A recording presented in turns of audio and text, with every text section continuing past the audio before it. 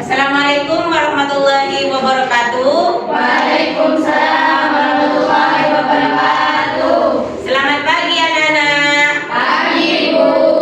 Bagaimana kabarnya pagi ini? Alhamdulillah.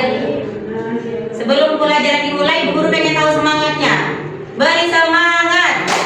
Semangat, semangat. Ya, rupanya kelas 7 hari ini semangat semua ya.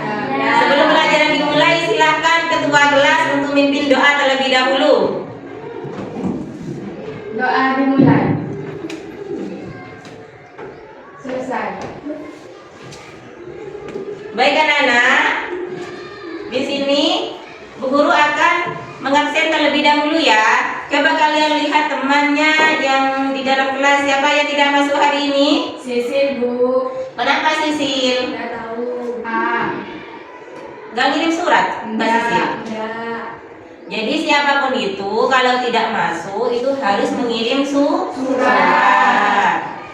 Nanti sampaikan ke teman-temannya dan juga kalian kalau tidak masuk, entah itu izin karena sakit atau karena kepentingan keluarga, itu harus izin. Ya, harus ngirim surat.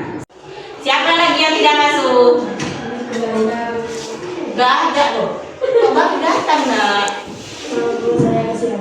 Kesiangan. Ngapain tadi malam kok sampai kesiangan? Main HP. Gak apa-apa, Ustazah gak ngelarang Mbak Farah itu main HP, tapi harus bisa mengatur waktu sebaik mungkin supaya kalau Mbak Farah itu sekolah tidak kesiangan, gak telat lagi ya Kak ya. Sekarang duduk guys. Baik anak-anak, sebelum pelajaran dimulai, di sini Bu Guru tanya dulu, apa anak-anak masih ingat pelajaran apa minggu lalu? Ingat. Apa nak? Investasi. Iya, jadi benar minggu lalu itu kita belajar tentang investasi. Dan sekarang kita akan belajar tentang pengelolaan keuangan keluarga. Baik anak-anak, sebelum pelajaran dimulai, di sini Bu Guru akan menjelaskan tujuan pembelajaran pada materi pengelolaan keuangan keluarga. Jadi tujuan pembelajaran yang pertama adalah menjelaskan pengertian dari pengelolaan keuangan keluarga. Yang kedua, mengidentifikasi cara mengelola keuangan dengan baik. Tujuan yang ketiga yaitu menjelaskan prinsip dasar keuangan yang sehat. Yang keempat, memahami sumber pendapatan keluarga. Dan yang kelima, menyusun contoh sederhana anggaran keuangan keluarga.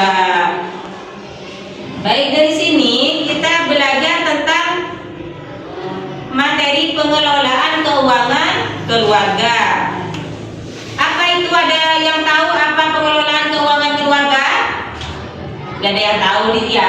Jadi seperti yang ada di slide di depan sana, bahwasanya pengelolaan keuangan keluarga adalah proses perencanaan, pengorganisasian, pelaksanaan dan pengawasan terhadap masukan dan pengeluaran keluarga ya, untuk mencapai kestabilan dan tujuan keuangan jangka pendek dan juga jangka panjang. Jadi pengertian pengelolaan itu adalah proses perencanaan, pengorganisasian ya, supaya apa tujuannya? Jadi tujuannya supaya keuangan di dalam keluarga itu stabil. Jadi biasanya antara kebutuhan dan keinginan itu bisa dipertimbangkan ya kalau ada laporannya. Jadi keuangan itu bisa terpenuhi, bisa stabil ya Nak ya, sesuai dengan pendapatan yang ada dalam suatu keluarga tersebut. Paham dari sini? Yang kedua, cara mengelola keuangan dengan baik. Ya, di sini ada beberapa cara untuk mengelola keuangan dengan baik. Satu, pahami perbedaan kebutuhan dan juga keinginan. Ya, jadi kita harus pahami dalam satu keluarga. Jadi yang mengelola keuangan itu harus paham betul mana itu kebutuhan dan juga keinginan. Misalnya di dalam keluarga itu tidak punya beras.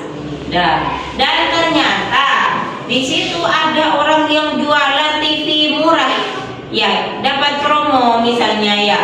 Lah, yang mana yang mau didahulukan? Mau beli TV karena itu promo atau mau beli beras? Beras. Iya, benar. Jadi harus kebutuhan primer dulu diutamakan daripada ke ini. Nah, paham dari sini, Nak? Nah, cara yang kedua yaitu hitung seluruh pendapatan. Jadi pendapatan dalam keluarga itu semuanya harus dihitung, baik itu dari gaji lembur, gaji pokok. Ya, jadi dalam satu keluarga itu harus dihitung pendapatannya supaya tahu berapa pendapatan dalam satu bulan itu untuk dialokasikan kepada kebutuhan keluarga itu, ya Nak ya. Dan yang ketiga, buat draft pengeluaran prioritas bulanan. Jadi harus punya prioritas draft pengeluaran, Nak ya. Supaya apa? Supaya tahu, oh ya, pengeluaran di bulan ini saya harus mengeluarkan ini, bayar listrik, beli sepatunya anak. Jadi itu biar dia tahu kalau ada draftnya ya. Kalau tidak ada draftnya malah beli seenaknya, ada ini beli, ada itu beli, akhirnya kebutuhan dalam keluarga itu ada yang tidak terpenuhi. Paham dari sini? Nah, yang selanjutnya siapkan dana darurat. Tujuannya dana darurat ini adalah khawatirnya dalam satu keluarga itu nanti ada yang sakit, ya na'udzubillah, ya ada yang kecelakaan atau ada kebutuhan yang lain lah. Ketika ada kebutuhan mendesak, ini gunanya dana darurat. Jadi setiap keluarga itu harus mengisikan dana darurat. Dan yang selanjutnya hindari hutang. Kalau bisa jangan berhutang. Kalau pendapatannya cukup, diusahakan jangan berhutang. Jadi misalnya pendapatan dalam keluarga itu 1 juta, ya gimana sih kiranya 1 juta itu cukup dalam 1 bulan ya, supaya keuangan dalam keluarga itu tetap stabil. Yang ketiga, alokasikan untuk tabungan, asuransi dan investasi. Selanjutnya, paham dari sini? Komponen keuangan keluarga. Di sana ada pendapatan. Jadi pendapatan itu bisa berasal dari gaji, ada dari usaha, dari honor, ada investasi. Itu dijadikan satu, dihitung semuanya ya Nak ya. Untuk apa? Untuk mengalokasikan dana pendapatan itu ke kebutuhan keluarga ya. Yang kedua, pengeluaran. Pengeluaran juga dicatat. Yang pertama ada pengeluaran tetap dan juga pengeluaran variabel. Kalau tetap itu seperti listrik itu setiap bulan ya, habis itu sewa atau sewa rumah atau cicilan sekolah anak-anak, itu namanya pengeluaran tetap. Yang kedua adalah variabel ya, di sana ada makan, ada transportasi dan juga ada hiburan. Yang ketiga komponen adalah tabungan dan investasi. Jadi yang ketiga itu kita harus punya tabungan dan investasi seperti yang barusan Bu Guru jelasin ya. Yang selanjutnya ada dana darurat dan yang terakhir itu tidak boleh adanya utang. Prinsip-prinsip dasar keuangan sehat ya. Jadi kalian harus tahu ada beberapa prinsip dalam keuangan sehat. Yang pertama, catat semua pemasukan dan pengeluaran ya. Jadi semua pemasukan dalam 1 bulan itu dicatat, beli ini, beli itu ya. Ya, itu namanya pengeluaran. Dicatat pengeluaran. Pemasukan juga dicatat. Misalnya gaji suami 5 juta, gaji istri berapa, dapat pendapatan untuk usaha berapa, di total semuanya. Nah, kalau misalnya pendapatan dalam keluarga itu 5 juta, berarti keuangan atau pengeluaran itu tidak boleh lebih dari 5 juta. Supaya apa? Supaya tidak ada minus ya, supaya tidak ada hutang. Karena kalau lebih, misalnya akhirnya hutang, akhirnya perekonomian di dalam keluarga kalian itu tidak akan stabil. Jadinya apa? Tutup lubang, gali lubang. Yang kedua, anggaran. Rancangan anggaran bulanan dan tahunan. Jadi harus ada rencana. Oh ya, jadi harus mengisikan ada rancangan bulanan dan juga tahunan. Di bulan ini saya harus merancang bulan depan ini rancangannya sudah ada.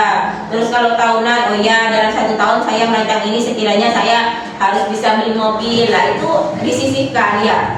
Yang selanjutnya ada prioritas, dahulukan kebutuhan daripada keinginan. Lah ini yang paling penting nak ya. Kadang kita kalau ke pasar itu ya tujuannya mau membeli beras, mau membeli sayur, mau membeli ikan, ternyata kelihatan baju mewah, ada baju bagus ya cocok ke kita, akhirnya kita ada niatan untuk membeli baju kan. Yang awalnya mau beli bahan pokok akhirnya membeli baju. Lah itu salah. Seharusnya kita mendahulukan kebutuhan dulu daripada keinginan, karena membeli baju itu termasuk keinginan. Ya, paham dari sini? Paham. Selanjutnya evaluasi tinjau keuangan secara rutin. Jadi perlu yang terakhir kita dalam misalnya setiap akhir bulan atau setiap awal bulan itu perlu adanya evaluasi keuangan dalam keluarga itu. Apakah ini cukup? Apakah perencanaannya sudah benar? Apa pengelolaan keuangannya sudah benar? Nah, dari situ harus ada evaluasi mana yang salah itu harus diperbaiki. Paham dari sini? Paham. Sebelum kita melanjut ke tugas mandiri, mungkin anak-anak ada yang nggak paham atau ada yang mau bertanya? Saya. Ya, Bang Novi mau bertanya, silakan. Mengapa setiap keluarga perlu mengelola keuangan? Lah, mengapa setiap keluarga itu harus mengelola keuangan? Ada yang bisa menjawab pertanyaan dari Bang Novi? Ada, Bu. Ya, ayo silakan dijawab, Mbak Airin. Dengan baik dapat meningkatkan kesejahteraan keluarga dengan karena kebutuhan dasarnya terpenuhi. Iya, benar sekali jawaban dari Mbak Airin juga sangat benar. Jadi baik dari sini mungkin ada lagi yang mau ditanyakan? Ada. Nggak ada. Kalau sudah paham semua, di sini guru punya tugas mandiri. Ya, silakan kalian kerjakan. Buku tulisnya dibuka, ayo dikerjakan. Terus nanti guru tunjuk untuk mempresentasikan hasil dari tugas mandirinya ya. Coba dikerjakan. Paham anak-anak dari si tugas mandiri itu? Lalu yang kedua itu kalian disuruh membuat membuat laporan keuangan kalian dalam 1 minggu. Ya, contohnya menggunakan uang saku kalian. Ya, paham dari sini? Paham. Coba dikerjakan. Baik, paham nak? Ayo dikerjakan.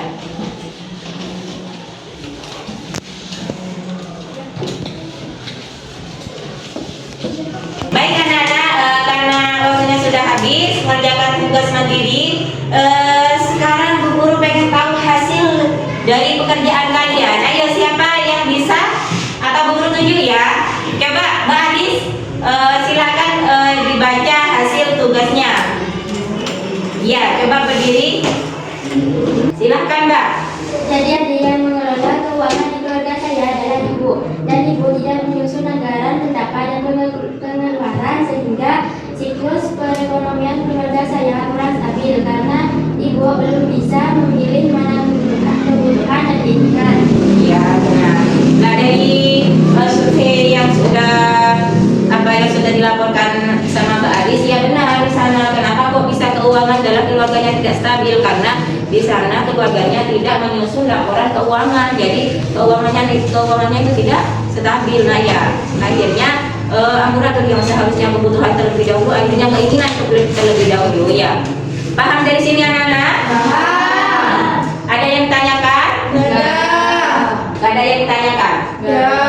Baik, kalau tidak ada yang ditanyakan di sini Bu Guru memberi kesimpulan ya. Jadi kesimpulan dalam cara mengelola keuangan dengan baik, yang pertama kita harus mempertimbangkan antara kebutuhan dan juga keinginan. Nah kesimpulan yang kedua, hitung seluruh pendapatan yang ada. Yang ketiga, buat pengeluaran prioritas ya dalam skala bulanan. Habis itu siapkan dana darurat. Dan yang selanjutnya hindari hutang. Dan yang terakhir alokasikan untuk tabungan, asuransi dan juga investasi. Hal ini tujuannya untuk masa depan atau untuk tabungan jangka panjang. Paham dari sini nak? Baik, kalau paham Bu Guru akhiri ya.